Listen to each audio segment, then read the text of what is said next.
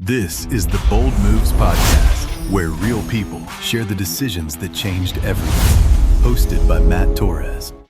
All righty, this is Matt Torres with the Bold Moves Podcast, and I've got a really cool guest. I've got Miss Jenny Apodaca. Hi. Jenny is she's being modest. She says, I'm just a real estate agent, but she's a superstar real estate agent who sells lots of houses because I follow you on social media. I see all those posts that you're making, house sold. Yeah.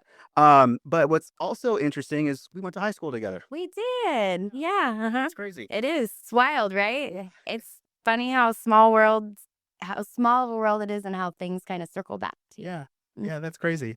Because so just to kind of fill listeners in, like BNI, you went to BNI. And if everyone who's listening doesn't know already, like most of my guests are from BNI. So it's kind of like a natural thing. But it was crazy because like I saw you walked in and I was like, I know you. I know that person.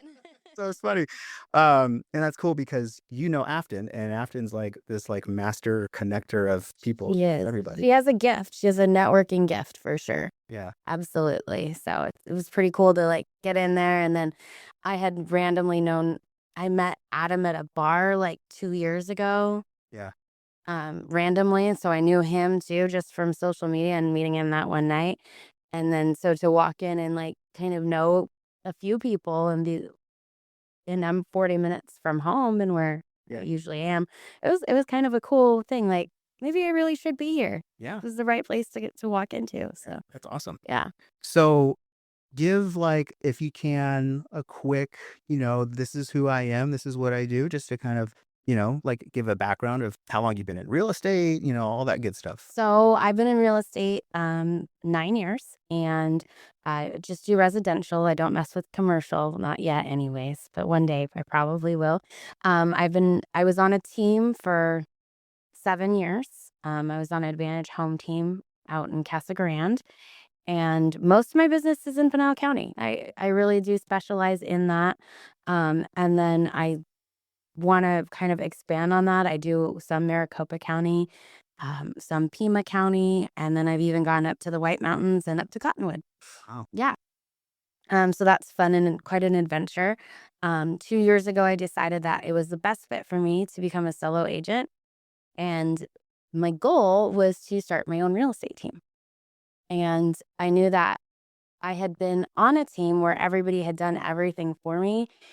And I knew that I needed to get out and be on my own for a little while so I could really experience real estate as an independent agent, so I could understand all aspects of the business and what it is that I need to do moving forward so I could help other people be more successful. I didn't feel really that coming from such a dependent model would help me help other people. Yeah. So I wanted to take some time. And really just kind of learn the business from the ground up. And that's worked out really well. Yeah. Oh, and now I'm kind of ready to start my own real estate team. Oh, wow. Okay. Yeah. Pretty excited about it. Are you with Keller Williams? I am. I'm with Keller Williams Legacy One. Okay.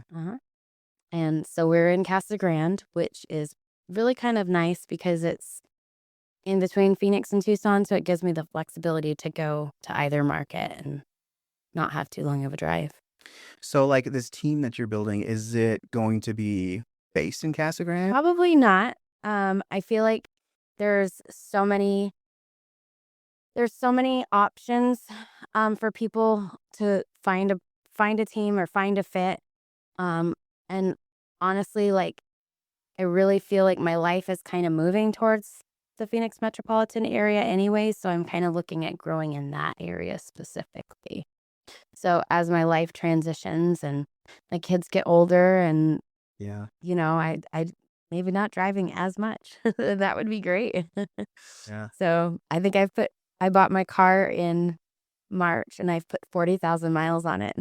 Oh, wow. Just from like driving up here? Yeah, all over. I mean, Tucson, I'm in Tucson a lot too. Yeah. So, thankfully, I mean, it's a Tesla, so I don't take it to like the White Mountains or Cottonwood because I might get stranded. What kind of Tesla is it? I have just a Model 3. Oh, just a... Yeah, no, it's just the little basic one, the little entry level Mazda 3, or not Mazda, a Model 3. And it's cute. It's a nice little car. I got it used. I didn't pay a lot of money for it because I have a pickup truck, and that's kind of like my go-to gal there. I love that truck, but Color's the Tesla. it's white. Okay. Yeah. I was gonna say white's the best thing to have in Arizona, just because. Oh yeah, for sure. The heat and the dirt. Yeah. Yeah. Yeah. I think Yeah. every car I've had has been like a white car. Yeah. I had a black GMC Denali before this. Yeah. And it was awful. You'd have to wash it like once a week, and it was just impossible to maintain. Yeah. I ain't got time for that. So, what did you do after high school? Did you go into real estate then too? No, I didn't. I did a different path. I went to school to become a nail technician Oh wow. after high school, and was like, I'm gonna do nails, and I'm gonna work in a salon, and it's gonna be glamorous, right? Well, you know what I did? I spent every day for 8 hours a day doing pedicures and scrubbing people's feet Oh wow. for a living, and it was humbling Yeah. in the most unexpected way, because you're literally washing people's feet all day. Like it was very humbling, but it was also hard work, and my back hurt after a couple of years. Do you want to know what's even more wild? Do you remember Dr. Wortman, our principal? That dude was. He was one of my most regular clients. Was he really? I trimmed that man's toenails. Oh, dude. Oh, that's wild. Oh, that's a bad picture. Right? It's even worse in person. Mm. So after that, I worked at Harris for a couple of years in the total rewards department, like doing customer service. And that was such an amazing experience because they really take you from the ground up, and they give you a lot of customer service training. Yeah. And then you're really learning how to deal with people at a different level. And I think that's really helped me in the business I'm in now, because it is a lot like customer service. It's, and having the ability to speak to people, to know how to calm a situation, to not be afraid to get yelled at even sometimes, kind of help diffuse things. So that was really good training. And then I spent after that, I'm much older than I look. I guess we're the same age though, so you're in it with me, but I spent 15 years at an auto body repair shop writing auto estimates. Really Mm-hmm. interesting. Yes, so I managed the office, did the books, and then wrote estimates on auto repair. Huh. And I really fought with my boss on a level that was incredibly unhealthy. It was very combative. Really. And so it was very stressful. We couldn't see eye to eye on anything. And I decided that I needed to make a change. And I really had always had this passion for real estate. So I walked into my boss's office and I said, I can't do this anymore. Dad, give me your debit card. I'm going to real estate school. And so my dad was like, good, I can't work with you anymore either. Wow.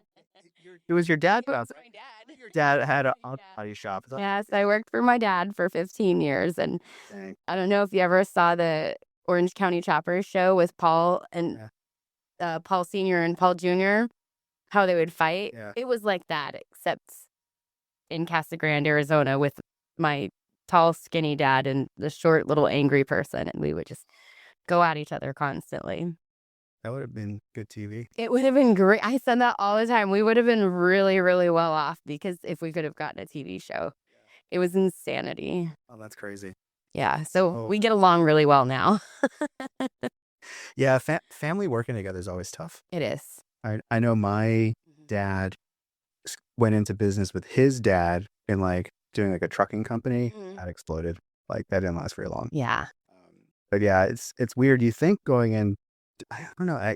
It works for some people, but it's tough because it's not as easy to set boundaries. Yeah. Right. So when you're having a bad day, you can take it out on your family member. Right. Yeah. You can't take it out on a regular employee. Yeah. But you could take it out on your family, or if you're stressed, or or if you need extra, but they're not able to do it, and the lines get really blurry. Mm-hmm. and the boundaries don't get really set. And even if they try to get set, they don't stay. So it's just a really tricky situation.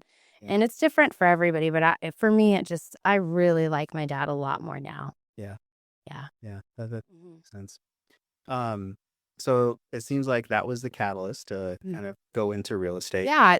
People ask why I'm successful. It's because I never want to work for my dad again. Ever. Yeah.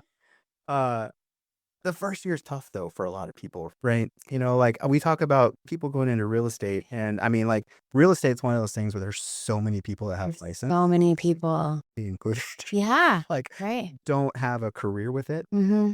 Like, how did you get take the ground running and be in it for like as long as you have? So my very first year was really kind of took my breath away, even going back and thinking about it. Like um I've always been a very big people person. I love humans. It is probably my biggest gift and my biggest downfall. Right? I pour into people. I love humans. I love getting to know people. Sometimes I get hurt, but I just keep coming back for more, right? And then this kind of became evident that I've invested and poured into so many different relationships that when I got my license and I started posting on social media, people started coming to me. Wow. Do you remember Megan Brown? Oh, name sounds familiar, but I'm I drawing. think if we maybe saw a picture, we went to high school with her. She was my very best friend when we were kids. And then we kind of went our separate ways. In high school, as children do, you kind of grow up and find your own paths. And, but she messaged me and she was my very first client. Wow. Yep. She gave me my very first listing. I sold her house and helped her buy a townhouse. Just talking to a lady at the pickup line at my daughter's school. She's like, "Oh, we're looking for a place." That was my very first contract. Unfortunately, it took 4 months for it to close because it was a short sale. Yeah. So, but it was still like those things just kind of happened. Another friend messaged me and says, "Hey, I just told my dad that you're doing all of this stuff in real estate. He's going to call you." So he calls me and he's got 3 homes to sell. Wow. So I got 3 homes to sell. And then he's like, "You did such a great job. I'm going to have you list my personal house. By the way, I'm divorced and you have to deal with my ex-wife too. We don't get along very well." Okay, I can do that. So I listed the house. I got along with the ex-wife just fine. I ended up listing her house when she moved out of the area after that. So things like that started to spiral. Yeah. And things started to grow. And then people would refer me and tell somebody. And then on top of that, I was doing 4 open houses a weekend. So I would, 4? yes, I would do 1 in the morning on Saturday, 1 in the afternoon on Saturday, and 1 on Sunday morning and 1 in the afternoon on Sunday. And I would post every single time about doing the open houses on my social media. I think I remember seeing that. Yeah. Yeah, you were hustling. I still hustle. I definitely don't do as many open houses as I used to because it's exhausting and you get kind of depressed, like, oh, nobody showed up. But sometimes it's not about the people that are coming into the open house. It's about people on social media that are seeing you put in the effort, right? So between that and just kind of like my sphere growing, I closed 36 homes my first year in real estate. 36? 36. Mm-hmm. Wow. Yeah. Wow. Yeah. That, dude. Yeah. It was wild. Yeah, it was really great. I was really blessed. And then I think the next year I closed 52. The year after that, I was 65. And then the year after that, I made it to 76. And then COVID happened, or 2022 happened. And then it started coming back down. But I'm at a respectable, I think 43 right now. Wow. So That's yeah, impressive. and it's a tough market. Yeah. So I worked a little bit for this company that worked with real estate agents and kind of like did a lot of the back end like marketing for them, Mhm. like social media stuff and videos and just a lot of stuff. And it was like coaching them and kind of doing some accountability. And their whole thing was like to 2 to 3x their business in like 18 months type thing. And it was a sales job. Like I was, Yeah. on the phone talking to real estate agents and then doing presentations and then coaching them and all this other stuff. But it was interesting because they had a minimum, and it was like minimum of like 12 transactions, and I think it was like 6 million a year in volume. And there were like a lot of agents that didn't hit that. That Oh yeah. wasn't, It's one a month is really hard. Yeah. You would be surprised. Like it is really hard for a lot of people to hit one a month. Yeah. It is, and then it's hard for a lot of people to manage one a month because it is such an all-consuming thing. Like this is somebody's biggest purchase, right? Or biggest sale, and it's like their livelihood. So it can be very overwhelming to not only just find one a month, but to keep that going and then deal with that type of stress and pressure. Yeah. So just got to say, those are some really good numbers. And Thank you. anyone is looking for a team, obviously, you know what you're doing. Right. So kind of, I want to kind of touch on it a little bit because like that's very interesting. I find very interesting about this. You're building a team, and like you're offering to like mentor people, right? Yeah, Like, absolutely. Absolutely. That's part of being on a team is why you could go anywhere. You could hang your license anywhere. You could pick any team. You could make that investment into any team. So what would set somebody apart to choose me, right? Because I'm not going to be able to like give you all the grandiose things that a lot of people do. I'm just starting out, but I can give you me, and I'm exceptional, and I'll pour myself into you, and I can promise you that, right? So that's kind of where I'm at. Okay. I'm not I'm not too humble there with my I'm exceptional. You're like, I am Yeah. amazing. Wonderful. Just ask me, I'll tell you.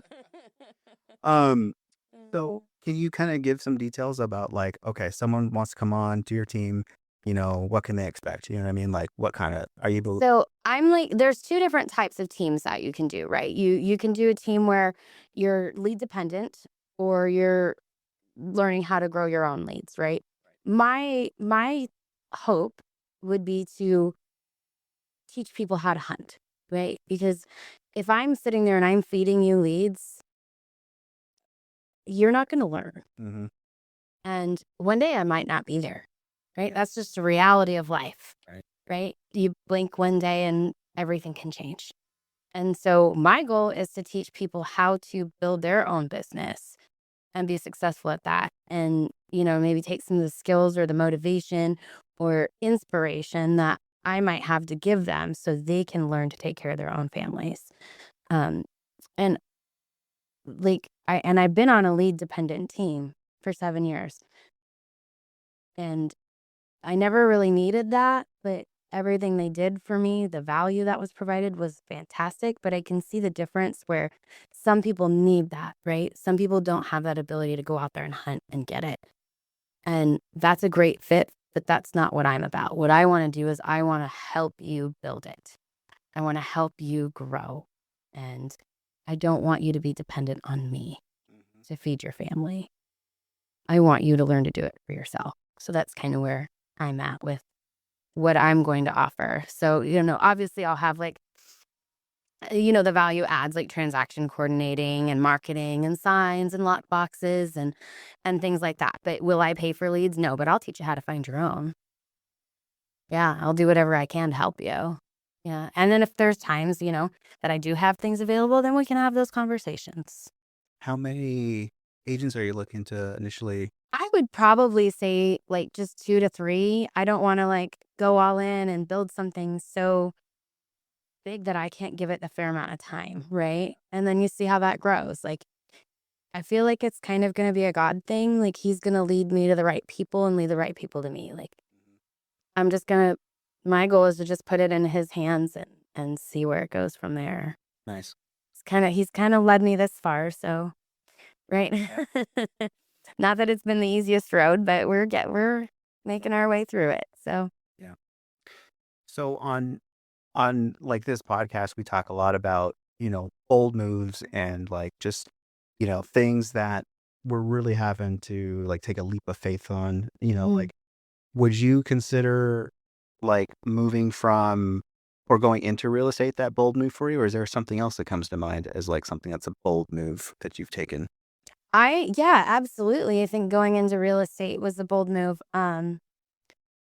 That was, leaving behind a hourly paycheck and Yeah. the comfort of knowing exactly how much your pay is going to be, the benefits that you can get, like 401k or health insurance. You walk away from that and you're like, I got to make enough money to support my family and keep it steady. And that's a big leap of faith. Yeah. It is. And I think also too, like taking the team thing more seriously and starting that, I think is also a big leap of faith because you're putting somebody else's trust in you. You're putting their family's trust in you, right? Like they're counting on you. And I think there's something to be said for that as well. Yeah. So I think anytime you make a change, big or small, I think it's a leap of faith. Yeah. Very true. Yeah. When you made that move and you're like, you're in it, what were some of like the challenges or like roadblocks that you faced that you were like, oh, okay, now I My get kids. Yeah. My kids, absolutely. It's been the hardest thing.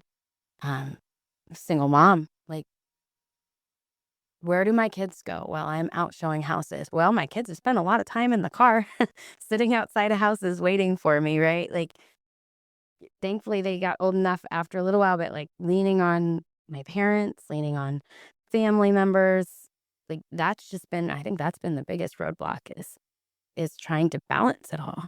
Yeah. And sometimes finding that balance is really hard. And I don't think people talk enough about that and how difficult it is and how you have to make decisions on, am I going to be at this event or am I going to go show these houses, right? Because people always say real estate's so flexible. It's such a flexible job, but you're really at the mercy of other people's schedule. Yeah. Right? Like they want to see a house at 10 o'clock on Saturday because that's when they're off. If your kid's soccer game's at 10 o'clock on Saturday, you have to make a choice. Yeah. That's hard. It is. I mean, like I'm not like a full-time agent. Like I've done transactions here and there. So like on a very small scale, I kind of know a little bit about that just because like I've had to like leave on the weekend to go do like showings and it's difficult, especially when your kids have like birthday parties or, stuff that's going on. And you're like, Right. yeah, wow. It's like, especially like if you're doing like if you're a buyer's agent working on, homes for the client for like 3 months, like you're working for free, basically. You are working for free until they find something. Yeah, absolutely. And so you've put all this time and invested all of that, and you've given away your family time to these people, not knowing if you're going to get a paycheck. Yeah. Right. So. Oh man. So that brings up like a internal gripe that I've had about like when people talk about commissions and they're like, you're getting paid how much? And I'm like, I look at this and I'm like, you don't see all of the other things that happen. And I was telling my wife the other day, part of it is like, for emotional support, because there is an emotional aspect involved when you're dealing with people for their emotional issues. And there's just a lot of moving pieces. There is. And they don't necessarily know like your expenses in the background either, right? Okay, I'm showing you all these houses. Guess what? You're paying for my time. You're paying for my gas. You're paying for the wear and tear on my vehicle. You're paying membership dues. You're paying your Supra fees. And, they're not super horrible, but they still do add up. And then, a lot of times, how did you find that buyer? Where did that buyer come from? Did you pay for a realtor.com lead? Are you making that monthly investment to get those leads? And that's how you came across these people? Then you have to pay your taxes. Yep. You got to pay the tax man. So, not to mention the brokerage that you're at takes their fair share. You've got broker fees. You've got technology fees. It just kind of all adds up. So a lot of times when they make those comments, you just kind of tend to brush it off. It doesn't get to you as much as it doesn't bother me as much anymore because I just ignore it. They don't know. And what they don't know, they don't know. So I just try to treat everybody with as much professionalism as I can. Yeah. And my goal is to make it seem like they are my only client, even when they're not. That's hard. Yes, it is. Yes, it is. But they can tell. They can. And they can tell the effort that's behind it. Mm-hmm. I like that because you can definitely tell a difference in an agent that gives you that attention and treats you like, okay, you're important. And an agent who's just kind of like, okay, you're just another transaction. Let me move on to the next one, you know? Yeah. And that also is why I've stayed so busy in Casa Grande and Arizona City. And I honestly sell a ton of manufactured homes on leased land because I treat all those people like I would a normal house. I don't treat them any differently. And they appreciate that. They, I may sell their house for $50,000, but I didn't take any less time or effort than I did from $150,000 or $250,000 house. So, do you run across Jason? Because Jason went. Mrs. Ferguson, oh yeah, all the time. Yeah, all the time. We just closed a deal together last week. Did you really? Yeah. That's cool. I think I saw him at like a Sevrar event or something. This was like when I first got into it. This was like 2013 or something, and he had just gotten into it too. And he was like I think he was a tow truck driver. He was working for Star Towing. Yeah. Mm-hmm. Yeah. And so he got his real estate license, and then he stepped away from real estate and he was working at Academy Mortgage as a loan officer. Yeah, I remember that too. And so he was a loan officer when I started in. So he was my loan officer because I'm like, we've been friends since kindergarten, right? Like, you do my loans. So that's cool. I felt really comfortable with him. And then he went and left Academy Mortgage and then decided he was going to go into real estate. And I was like, okay, buddy, calm down. Because we have a lot of the same sphere. I think if you go to his Facebook, we have over 400 friends in common or something. And so we do have a lot of. So how did that work? Similar connections. Like you have similar, SOI, sphere of influence, I think sometimes it works for us because both of us, I think, understand that there's enough for everybody, right? There's enough business out there for everybody to eat. Yeah. Nobody's going to starve. You just have to be willing to go out there and get it. And if Jason ever needs anything or I ever need anything, I know I can call him. He can call me. We have a really good working relationship together. I want to see him win. I have been trying to get him to come work with me for years. Really? Yeah. I'm like, just come over here. It'll be great. You'll love it. You can be my buddy. Work in the same office. It'll be great. That's cool. Yeah. Yeah, oh man, I remember like when I first got into sales in general, I didn't have that mindset. I was like, oh, competition, like, and I think when you're 20, everyone kind of has that to some degree, but it wasn't until I got a little bit older, I was realizing, yeah, the world is small, but yet it is big. I think most sales people get trained for that scarcity mentality. Like, you have to go kill or be killed. Yeah. Be the hunter, be the most aggressive, right? But in real estate, like, that's the thing that gets me is it's very frustrating for that. That's one of my biggest pet peeves with real estate is that these agents come out here and they're so aggressive and they're so like, I'm going to fight for my client. And I'm like, look, we are all working towards the same goal. Like, we all want the same end result. We want to make a compromise that works for everybody, and we want everybody to walk away like they felt like they won. Yeah. Right? And so there's no point in being like, rah, rah, rah, when you can work together and achieve the same thing that you were going to achieve anyways without all of the friction. Now, sometimes things are going to come up and you have to address that, but you can do it with class, dignity, and respect. Yeah. And I think that in sales, people get so aggressive about protecting their paycheck that gets lost. Was real estate your first sales job? Yes and no. It's my first complete sales job, but also writing estimates for my dad for his business. You're selling those auto repairs, right? So you kind of get a little sales training in that because they're going to go get 2 or 3 quotes from different places. So why are they picking you? Yeah. Right. Yeah, I think like the sales environment you first get into kind of sets the tone almost, Mm-hmm. which is for example, like my first sales job was kind of like in a boiler room type setting. Mm-hmm. Like it was a call center. I still remember it. It was called SMC Promotions, which I don't know if you remember, but like they had a commercial on TV. It was Tom Bosley from Happy Days, and he was selling this making money like kit that people could buy and they could resell stuff basically, Oh, crazy. Yeah. and catalog. And Uh-huh. it was a big thing. Like, they had this call center and that's where I worked. I was talking to people who were calling in because they wanted to make money, and I would sell them these packages. And I remember the management there, they were just like ruthless. They were, Yeah. and I was 18, and I didn't know any better. And they were like, you need to do this, this, and that. And I I remember just forcing people to go get their credit card, and like, I need your credit card number. And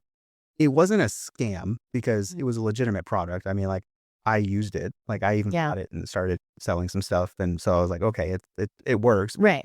You just I you feel slimy. You know what I Mhm. mean? Like, I didn't like that. Yeah. And I didn't last very long there. But I think it kind of affected me in every other sales job that I went to because that was like my first experience, Mhm. and it was just weird. Yeah. And then fast forward to when I graduated from college, my first professional sales job, I guess, was working for like an insurance company at MetLife, and it was all relationship based. And it was like night and day. It was, It is. I just think it's just interesting. I wonder if my first sales job had been something totally different, if my other sales jobs. Yeah. I'm rambling now, so. No, you're good. Yeah, no, and similarly, my boyfriend, when he worked at a car dealership, he was in the car business for 21 years, right? Yeah. And he said something along the lines of, "It's only a good deal if nobody wins." Right? Hmm. And that was his mentality being in the car business, and I'm like, "No, no, no. It's only a good deal if everybody wins," right? Yeah. And so like it's such a different mentality from each sales business Yeah. to the next, right? And so I think that a lot of times when people have those experiences in those sales positions, they necessarily don't come from the positive, like more motivating place in sales. So it definitely, your life experiences lead you to who you are. Yeah. Mm-hmm. Yeah, that is true. Yep. I did enjoy touring homes. That's one of my favorite It's parts. mine too.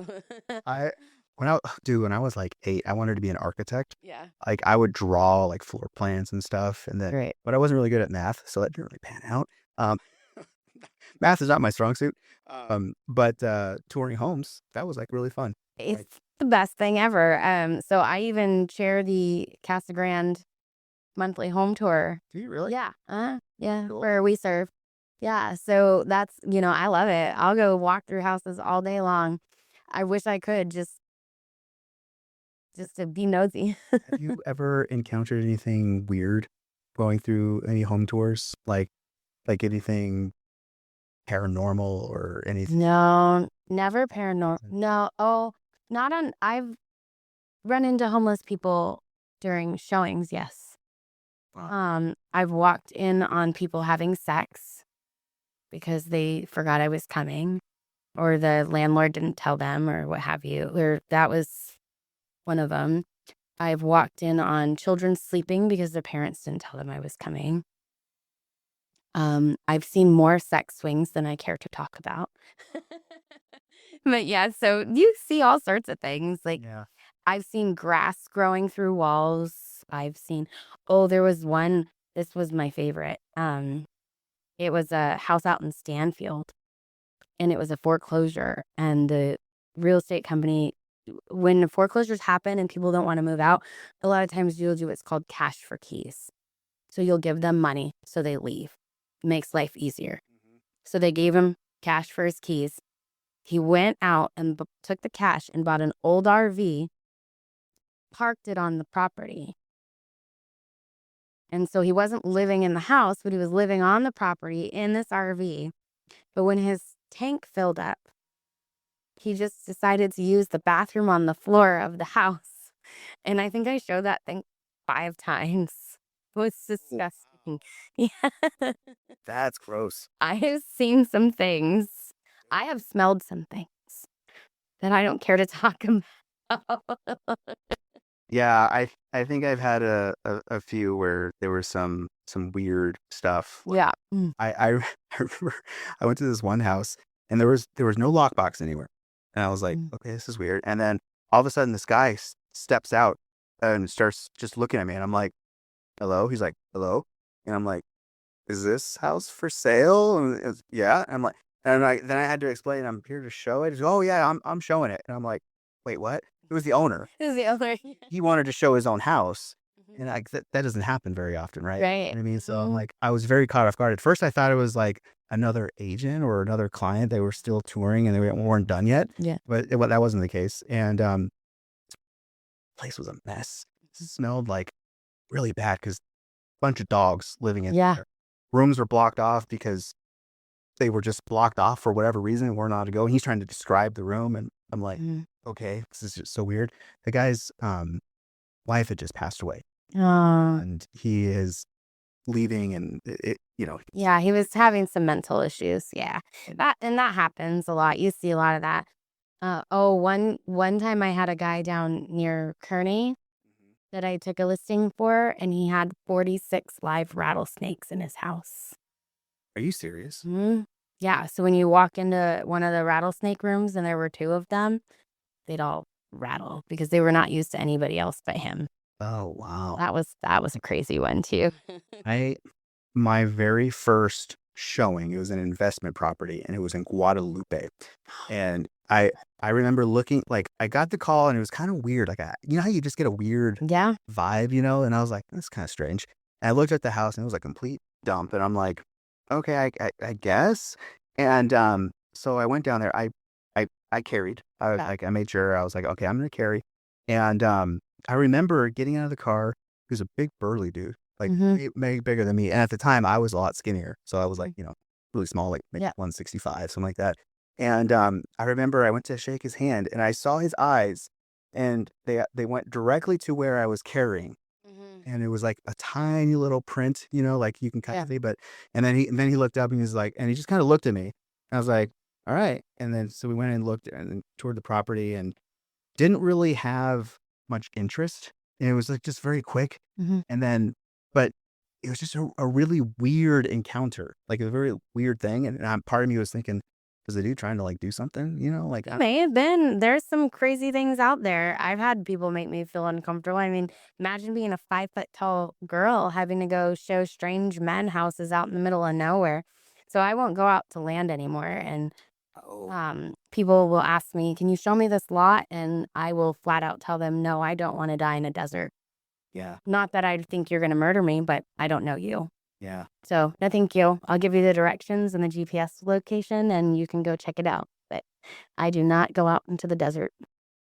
I never thought about that. Is that pretty common? Do agents just say, "Hey, go check it out," and then let me know? Most of them that I know do now. Yeah, nobody really goes, like, if you're going out to where there's no cell phone service, like when you're doing the more rural areas, like I do, when you're out in like um uh Hidden Valley or Silver Bell. Mm-hmm. So Hidden Valley's out past Maricopa, and there's no cell phone service out there. So you get out there and you're flying blind. And same thing with Silver Bell. Silver Bell is about 30 minutes south of Arizona City, Hmm. and it's technically considered Eloy, but there's no um, towers out there. So when you're out there, you're on your own. I won't go out there anymore without. And even for listing appointments, I'll take somebody with me. Yeah. Yeah. Or if I've never met the client before, I'll grab another agent and be like, "You're coming with me. It's training day." Wow. Yeah. So I had a client that was, he calls me and he's a quirky dude and he wants me to come see his house out in Silver Bell and talk to him about listing it. Um, and so I did. I took another male agent out there with me and I was like, he's just learning and he's following along. He'd been an agent just as long as I had, but he didn't need to know that. Yeah. Turns out the guy was one of the nicest people I've ever met in my entire life. I listed like 2-3 homes for him. And I feel like if I needed anything, I could call him. But you never know, and it's not worth the risk. It just takes like that one, like that's, Yeah. yeah. It's crazy because real estate agents, they're really vulnerable. Absolutely. Like people don't even really think about it, but it's like you're going to some house that's empty with some stranger. Absolutely. You know, You it's like, don't know what you're walking into. yeah. Yeah. Do you always meet your clients first beforehand, like that, like or do you sometimes meet them at the property like first time? Shame on me. We'll just meet them at the property most of the time. Yeah. Yeah. But I always make sure that I'm sharing my GPS location with somebody that knows, and I let people know where I'm going. So I do try to be safe that way.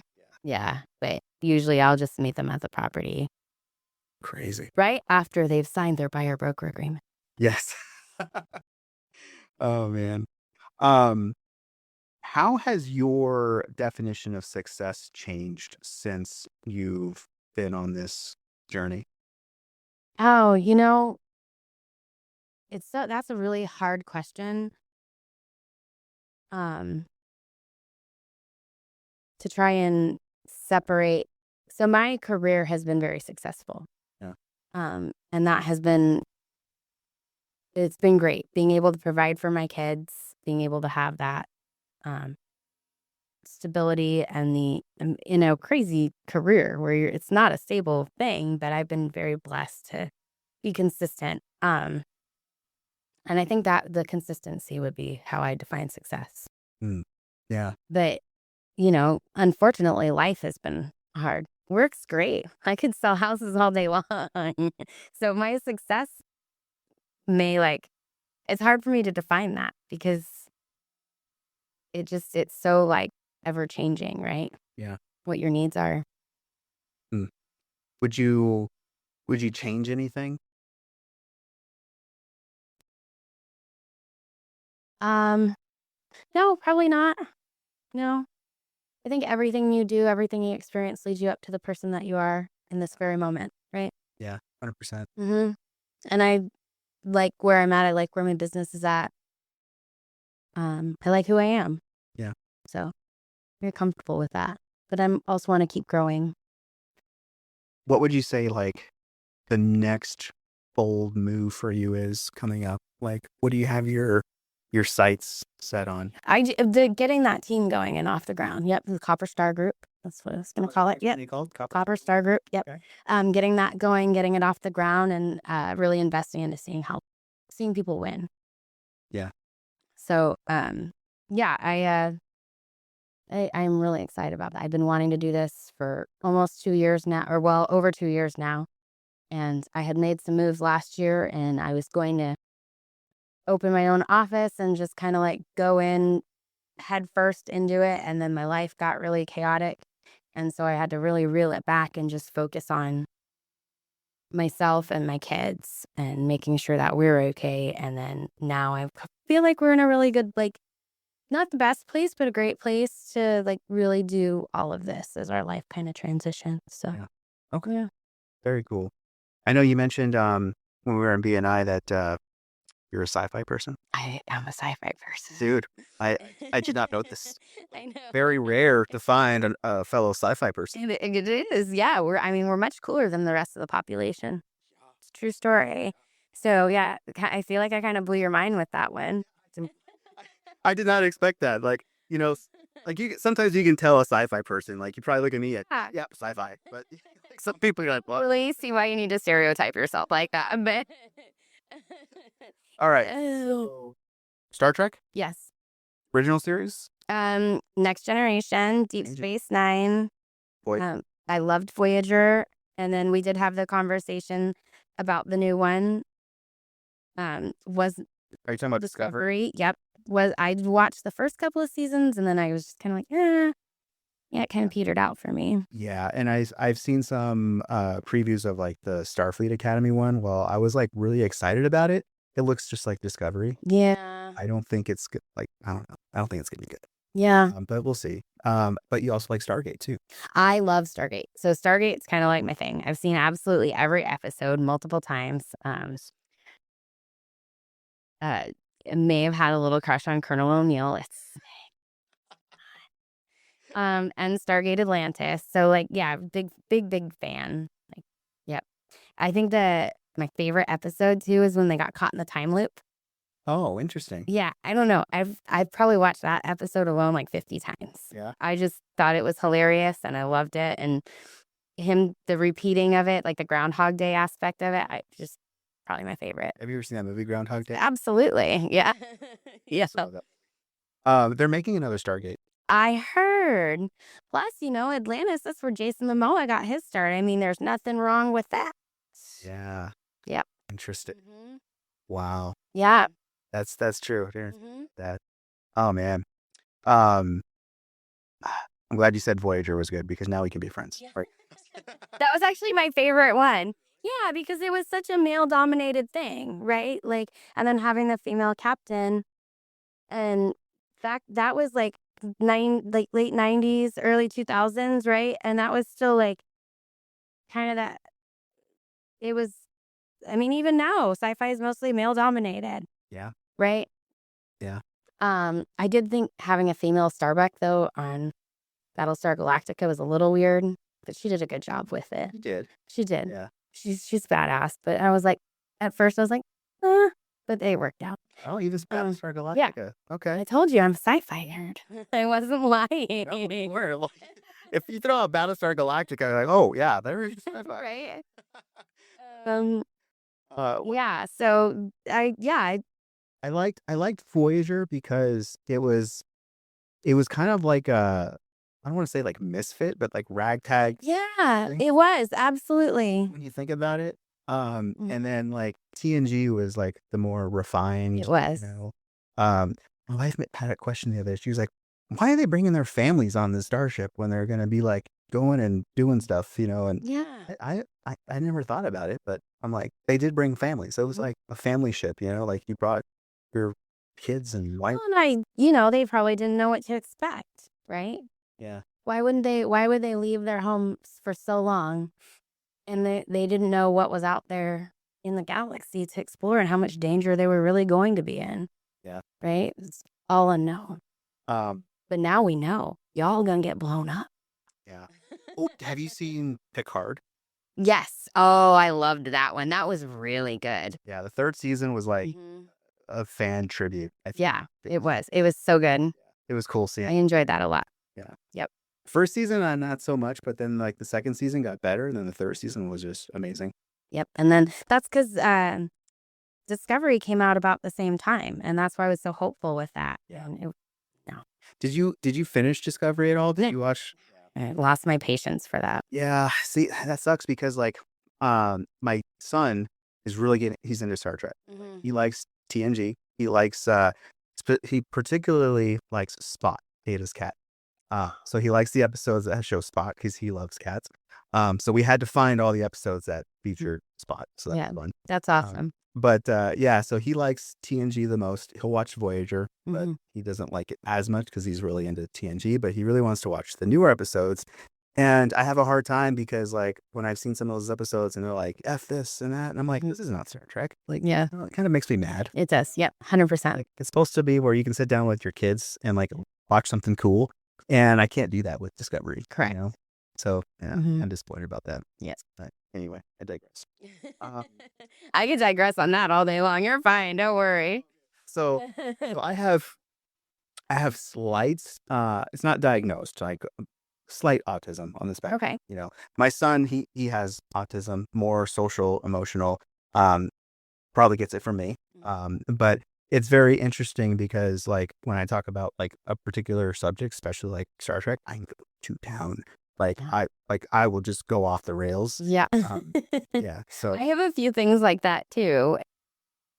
That I get really passionate about. So it's not, it just happens. Yeah. You get me talking about golf, working out, or politics, and I'll go on all day long. Oh, I don't know if we're going into politics. No, we definitely don't. Podcast isn't long enough for that.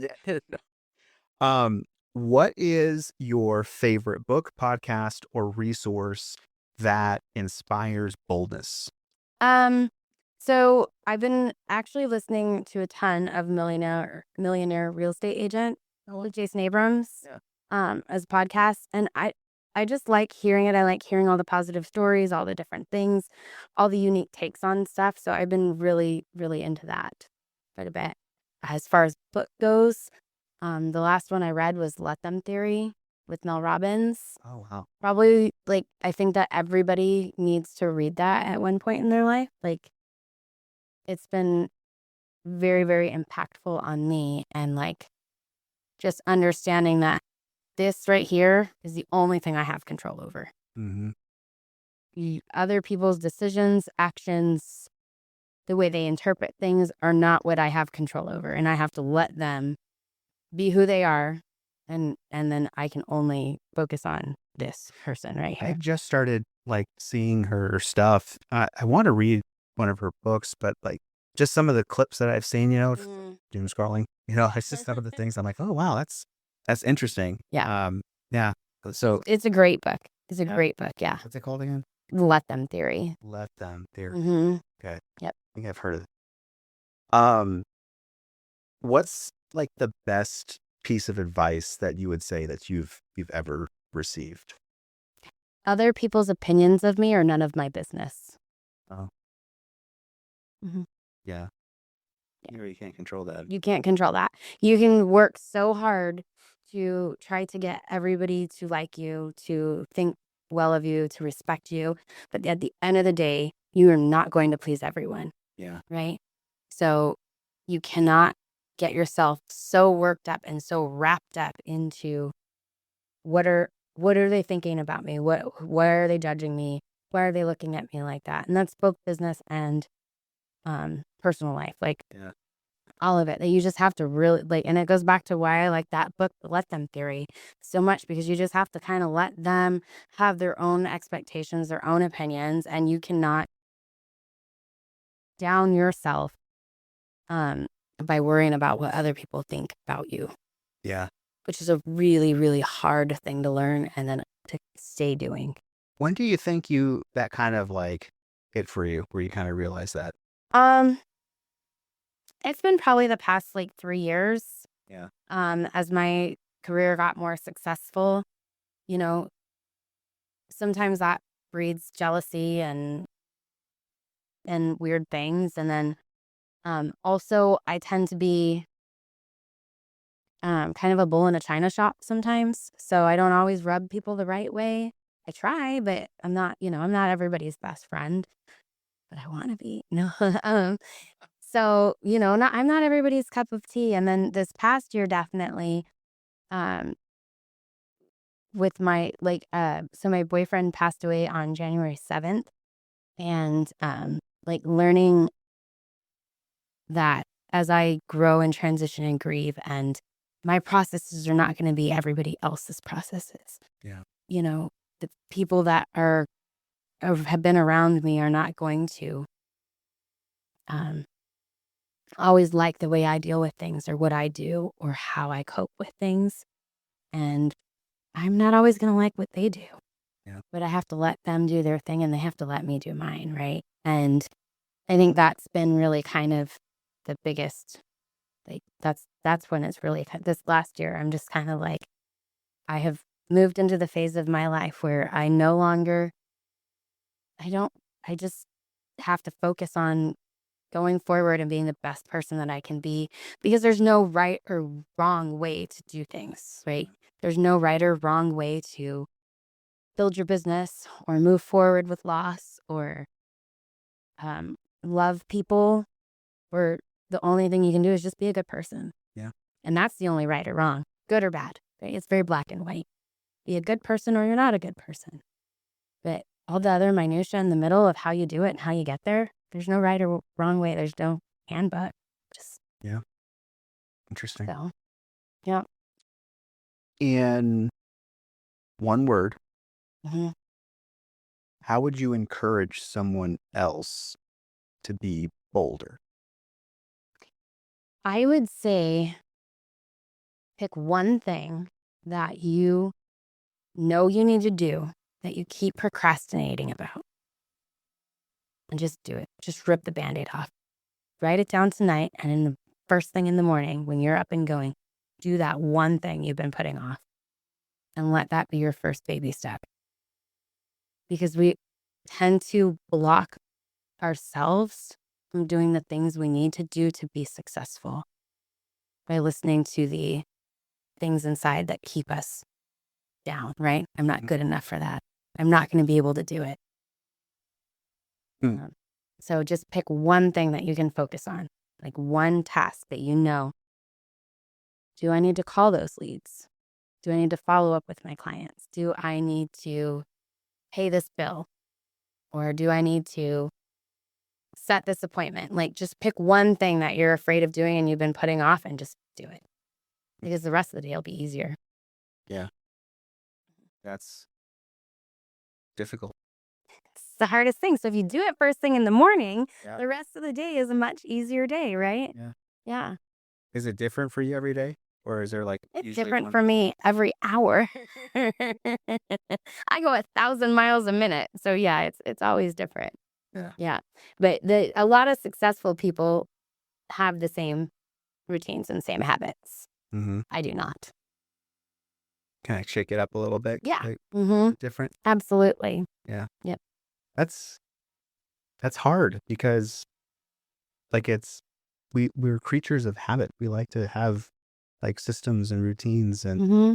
yeah, that's I guess like it just kind of keeps you on your toes. You gotta stay on those toes. Yeah. Mm-hmm. I guess yeah. Yeah.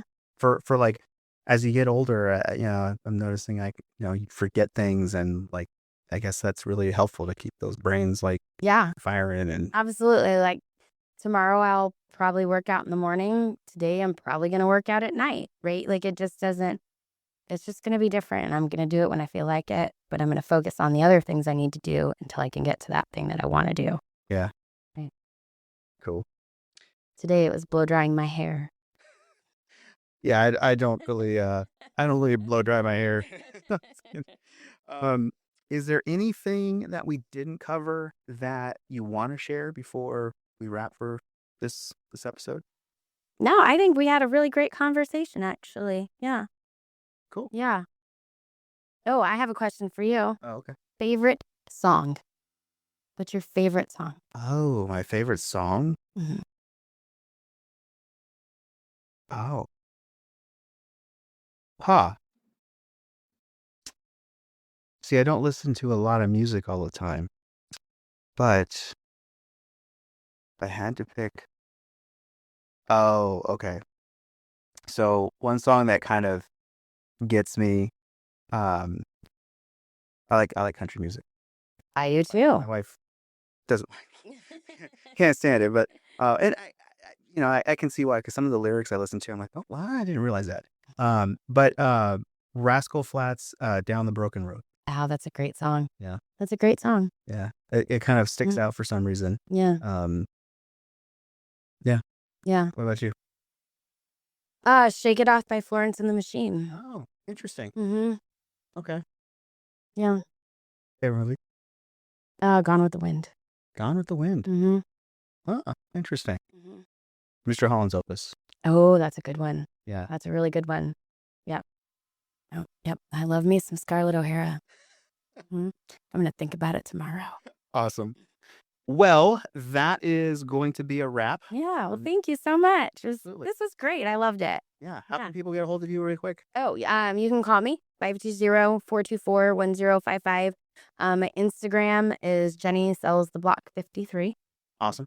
And find me on socials. Awesome. I'm there.